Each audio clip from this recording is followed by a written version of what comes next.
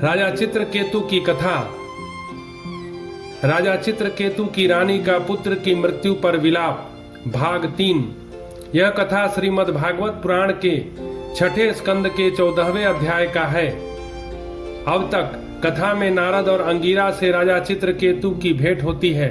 फिर अंगिरा के आशीर्वाद से राजा चित्रकेतु की पत्नी गर्भवती होती है, लेकिन अंगिरा ने राजा से कहा कि यह पुत्र आपके हर्ष और शोक दोनों का कारण होगा। चित्रकेतु को पुत्र की प्राप्ति होती है, लेकिन कुछ समय के बाद रानी कृतद्युति से द्वेष के कारण राजा की अन्य रानियां बच्चे को विष देकर मार देती हैं और फिर राजा पुत्र शोक से रोने लगते हैं। अब यहाँ से कथा आगे बढ़ती है। रानी विलाप करती है। रानी कृतद्युति कहने लगती है, अरे विधाता, सचमुच तू बड़ा मूर्ख है जो अपनी सृष्टि के प्रतिकूल चेष्टा करता है। बड़े आश्चर्य की बात है कि बूढ़े बूढ़े तो जीते रहे और बालक मर जाए। यदि वास्तव में तेरे स्वभाव में ऐसी ही विपरीतता है, तब तो तू जीवों का अमर शत्रु है। यदि संसार में प्राणियों के जीवन मरण का कोई क्रम न रहे, तो वे अपने प्रारब्ध के अनुसार जन्मते मरते रहेंगे। फिर तेरी आवश्यकता ही क्या है? तूने संबंधियों में स्नेह बंधन तो इसलिए डाल रखा है कि वे तेरी सृष्टि को बढ़ाएं, परंतु तू इस प्रकार बच्चों को मारकर अपने किए कराए पर अपने हाथों पानी फेर रहा है।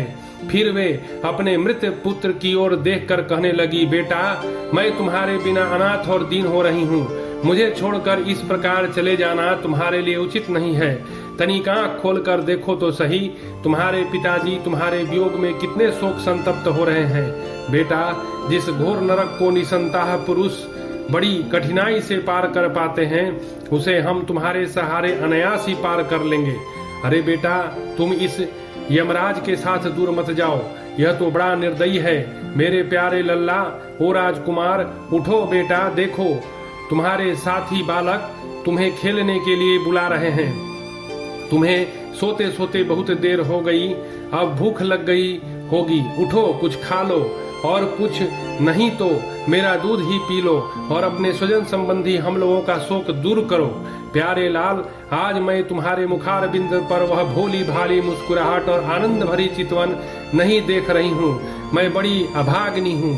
हाय हाय, अब भी मुझे तुम्हारी सुमधुर तोतली बोली नहीं सुनाई दे रही है। क्या सचमुच निठुर यमराज तुम्हें इस परलोक से ले गया, जहाँ से फिर कोई लौटकर नहीं आता? श्री सुखदेव जी कहते हैं, परीक्षित, जब सम्राट चित्रकेतु ने देखा कि मेरी रानी अपने मृत पुत्र के लिए इस प्रकार भांति भांति विलाप कर रही है, तब वे शोक से अत्यंत संतप्त होकर फूट फूट कर रोने लगे। राजा रानी के इस प्रकार विलाप करने पर उनके अनुगामी स्त्री पुरुष भी दुखित होकर रोने लगे। इस प्रकार सारा नगर ही शोक से अचेत सा हो गया।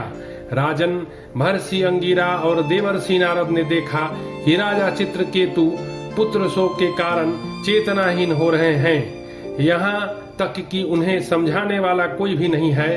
तब वे दोनों वहां आए।